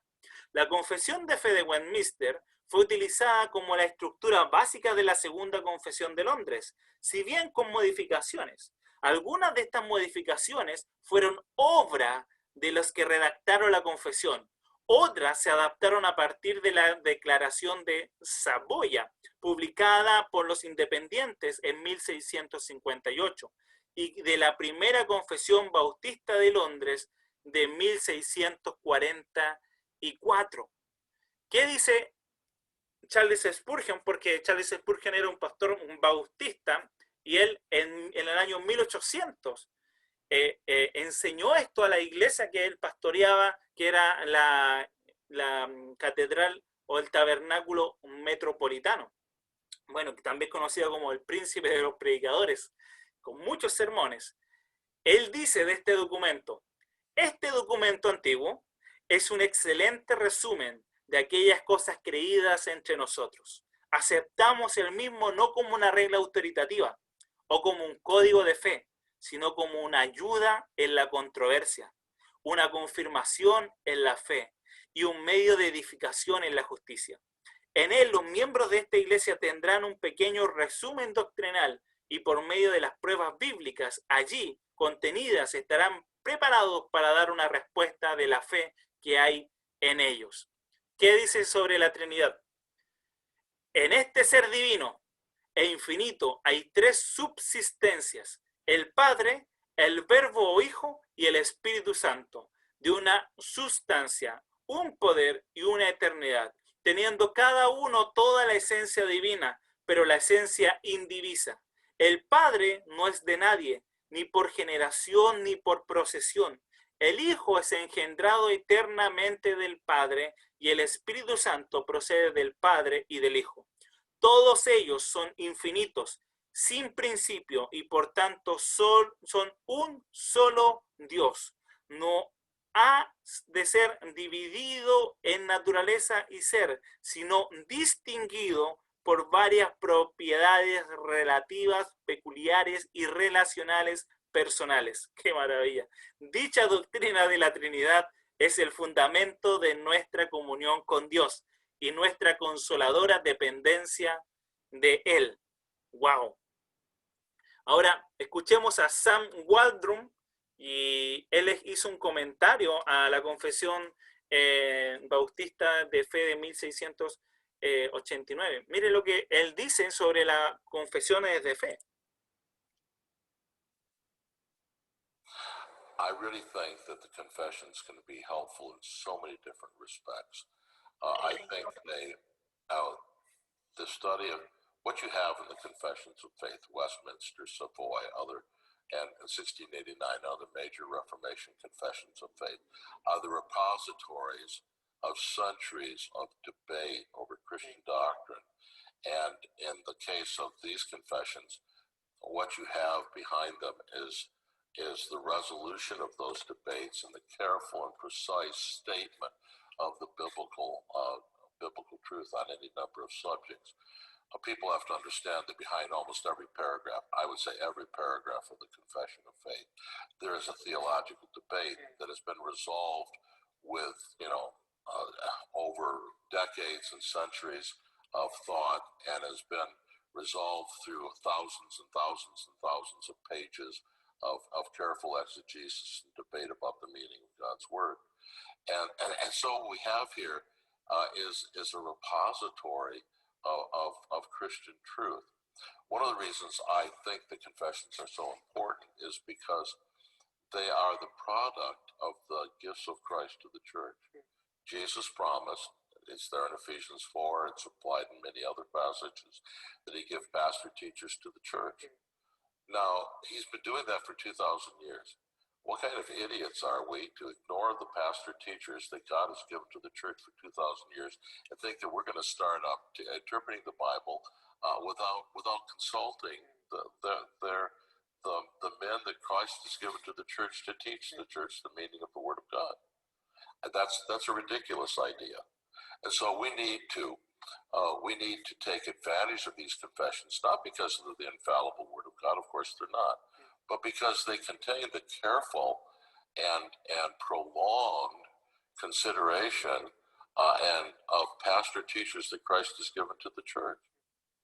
Bueno, hermanos, con esto hemos resumido casi 2000 años de historia en cuanto específicamente a la doctrina de la Trinidad, el Padre, el Hijo y el Espíritu Santo. Es una introducción, no podemos profundizar porque estaríamos horas y horas profundizando en cada una de ellas, pero quise tomar de manera los credos que impactaron en la historia de la Iglesia y que fueron fundamentales para frenar las herejías y que hoy por hoy sería necesario volver a leer. Yo antes personalmente lo ignoraba y cuando lo fui descubriendo, fui leyendo, veo una riqueza doctrinal en la historia de la Iglesia que nosotros como jóvenes debemos volver a leer, volver a colocar en la palestra para eliminar todo atisbe de herejía que se quiera levantar nuevamente. Pero quiero terminar con esta frase de Juan Manuel Vaz. Si tu cabeza sabe todos los credos, todas las confesiones, todas las citas de los grandes autores, recita todas las doctrinas fundamentales, pero tu vida no muestra el carácter de Cristo, arrepiéntete. Hermanos, hemos hecho una introducción a la doctrina de la Trinidad, solo una introducción, visto desde el lado bíblico, apologético, histórico y confesional. Podemos saber todo eso y mucho más, pero siempre diré esta advertencia: la piedad, ejercítate en la piedad. Podemos tener cabezas gigantes, pero corazones muertos. Necesitamos corazones encendidos para la gloria de Dios. Que obviamente amen las Sagradas Escrituras y que conozcan todo esto, pero primeramente que tu vida demuestre el carácter de Cristo. Porque muchos se han enfrascado en este camino de conocer los credos, de conocer las confesiones, y han dañado, a veces son de más de daño que edificación. Porque se creen, porque ¿qué peligro hay aquí? El ego, el orgullo, es que yo sé más que ti. Okay. Hermanos, eso es un peligro, que muchas veces jóvenes caen en esa trampa. Por eso, al terminar todas estas clases, les advierto, amados hermanos, fuimos diseñados para glorificar a Dios, para vivir en santidad y vivir en piedad para con el Señor. El conocimiento de Dios, amados hermanos, nos va a hacer siempre llevarnos al arrepentimiento, porque estaremos frente al Dios santo y 3 veces santo. Amados hermanos, pero este Dios murió por nosotros. Jesús, el Hijo eterno de Dios, fue enviado por Dios el Padre para morir por nosotros en la cruz del Calvario. Y allí Él tomó el pecado que nosotros merecíamos. Y Él llevó nuestras cargas, nuestras iniquidades. Y allí cargó con la ira de Dios el Padre, tomó nuestros pecados. Pero cuando el diablo pensaba que había ganado la batalla, Él cuando murió, no solamente murió, sino que resucitó por nosotros. Y con ello resucitó una esperanza bienaventurada de todos los santos, y que la Iglesia ha defendido estas enseñanzas que son fundamentales en la Iglesia del Señor. No podemos ir ni a derecha ni a izquierda, centrémoslo en las Sagradas Escrituras y lo que la Iglesia históricamente ha confesado con lágrimas y sudor y gotas de sangre. Que el Señor de paz les bendiga, amados hermanos, y esta ha sido la finalización del estudio de la Trinidad.